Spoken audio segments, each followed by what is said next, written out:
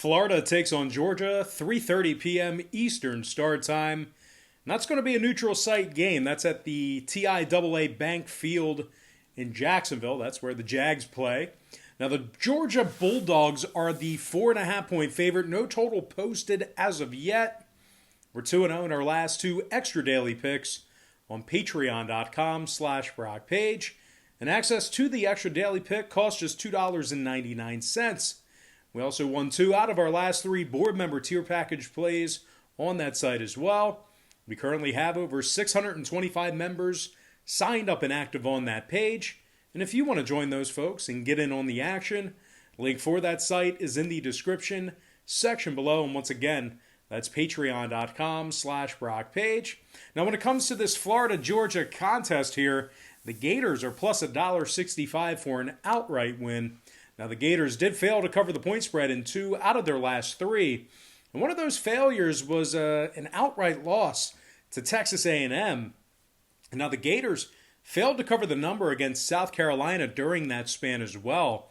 Defensively, they're giving up over 300 yards a game through the air. They're also allowing 133 yards a game on the ground. And prior to their victory over Missouri this past Saturday, the Gators were allowing over 33 points a game.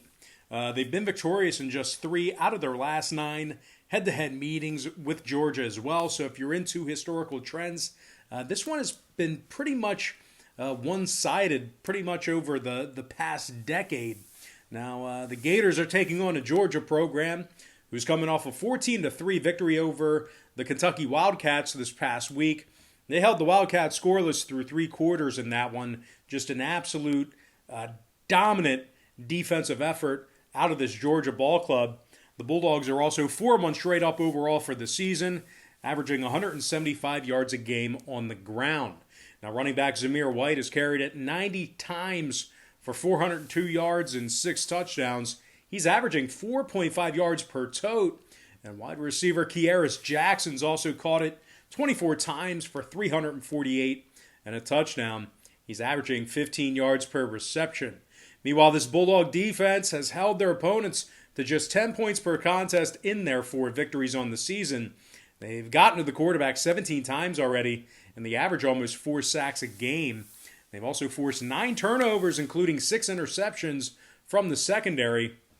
Richard LeCount, talk about him every week. He has 3 interceptions on the season, 4 PBUs, and a fumble recovery. Meanwhile, linebacker Azeez Ojulari also has 4.5 sacks on the year, 3 forced fumbles, and a fumble recovery. And, of course, can't forget about linebacker Nakobe Dean, who currently leads this Bulldog defense with 34 total tackles along with 1.5 sacks. I do like the Bulldogs D getting the job done in this one. Give me Georgia minus 4.5, getting the job done at the neutral site. And before we go ahead and move on, just want to take another quick timeout and welcome you to the video. Got some lines and personal leans out for college football week 10. And of course, this is the SEC version here, the SEC edition.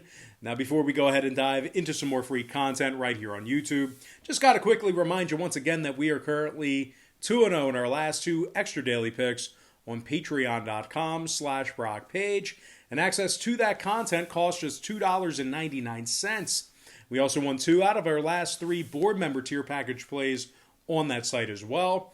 We once again currently have over 625 members signed up and active on that site.